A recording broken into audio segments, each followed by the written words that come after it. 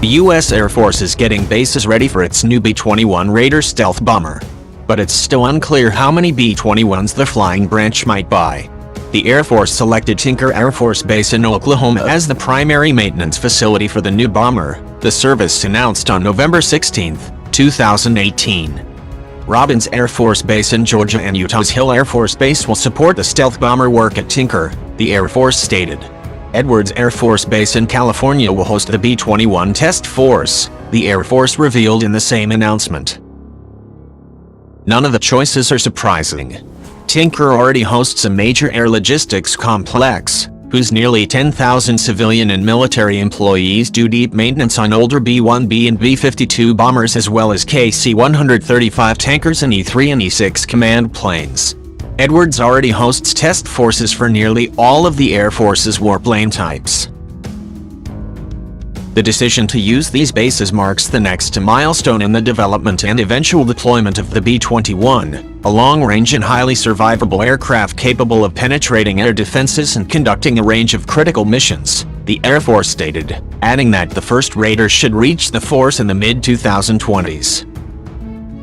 But it's an open question how many B-21s the Air Force will get. At the time the Pentagon tapped Northrop Grumman to build the Raider, back in October 2015, officials said they expected the Air Force to acquire between 80 and 100 B-21s for an overall cost of around $20 billion. By the time of the Air Force's 2017 budget request, the minimum number of new bombers had grown to 100. We require a fleet size that will ensure sustained dominance well into this century and intend to procure a minimum of 100 B-21s, the Air Force explained in a budget document. Procuring at least 100 B-21s will also reduce life cycle ownership costs. Further, we are continuing to study the right size of the total future bomber force. The plan at the time was for the B-21 to replace existing B-2 and B-1B bombers at their bases in Texas, South Dakota, and Missouri. Using the current bomber bases will minimize operational impact, reduce overhead, maximize reuse of facilities, and minimize cost, Air Force officials said. In 2018, the Air Force possessed 20 1990s vintage Northrop Grumman B-2S and 63 B-1Bs that Rockwell built in the 1980s. The service expects by the late 2030s to operate at least 100 B-21s alongside upgraded 1960s vintage Boeing B-52H bombers, 76 of which were in service as of late 2018. But the number of bomber squadrons could grow. In 2018, the Air Force maintained 9 frontline bomber squadrons. In September 2018, the flying branch announced a plan to add 5 bomber squadrons as part of a broad expansion of its force structure.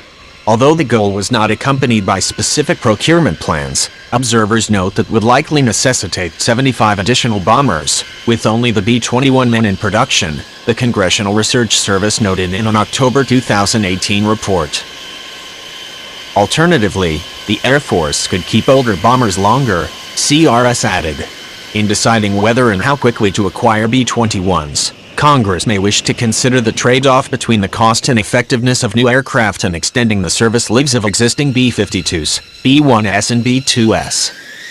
This may be a challenging comparison, particularly as the B-52s are already scheduled to remain in service for 80 years, an unprecedented service life for a combat aircraft, CRS continued. Quite apart from the B-52's suitability to operate in evolving air defense environments, the challenges of maintaining and operating an 80-year-old aircraft in regular service are unknown. If the Air Force indeed adds 5 bomber squadrons and retires the B-52H along with the other older bombers, it could need more than 200 B-21s, significantly adding to the program's cost.